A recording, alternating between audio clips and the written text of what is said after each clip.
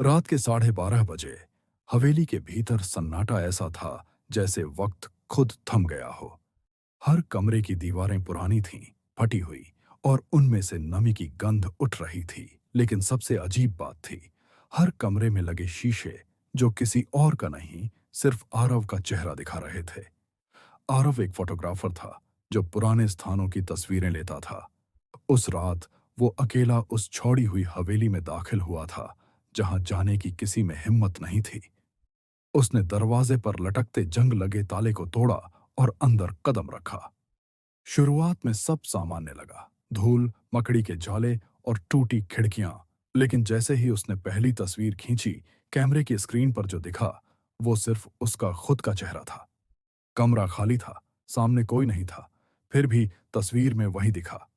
उसने सोचा शायद कैमरा गड़बड़ कर रहा है।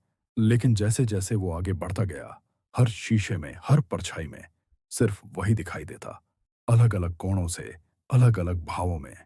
कभी मुस्कुराता हुआ, कभी रोता हुआ, कभी उसके पीछे खड़ा हुआ। धीरे धीरे उसे एहसास हुआ कि वो हवेली किसी और की नहीं, किसी चेहरे की जेल थी, जहां कोई एक बार अपना चेहरा देख ले, वो शीशों में कैद हो जाता है, हमेशा के लिए। उसने कैमरा नीचे रखा और बाहर भागने की कोशिश की, लेकिन हर रास्ता वहीं ले आता, वापस उसी हॉल में, जहां दीवार पर लगा सबसे बड़ा आईना था। उस आईने में उसका प्रतिबिंब खड़ा था, पर अजीब तरह से स्थिर। आरव ने ध्यान से देखा तो महसूस किया कि वो प्रतिबिंब हिल नहीं रहा। कुछ सेकंड बाद उसका आईना वाला चेहरा मुस्कुराया, लेकिन असल आरव अब भी खड़ा था, बिना किसी हाव भाव के। तभी हवेली में एक ठंडी हवा चली और सब शीशे एक साथ चटक गए। जब सब कुछ शांत हुआ तो आईना फिर से जुड़ चुका था।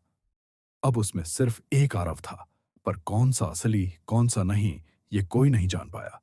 कई दिनों बाद पुलिस को वो हवेली खाली मिली। कैमरा जमीन पर पड़ा था। आखिरी तस्वीर में आरव की मुस्कान थी, लेकिन आंखें डर से भरी हुई थीं। कहते हैं, आज भी जो उस हवेली में जाता है, हर शीशे में वही चेहरा दिखता है, चाहे वो कोई भी हो। और अगर कोई ज्यादा देर देख ले, तो आईना उसकी जगह बदल लेता है। उस दिन से अब तक हवेली के सारे शीशे मुस्कुराते हैं, लेकिन उनमें किसी का चेहरा नहीं, सिर्फ आरव का।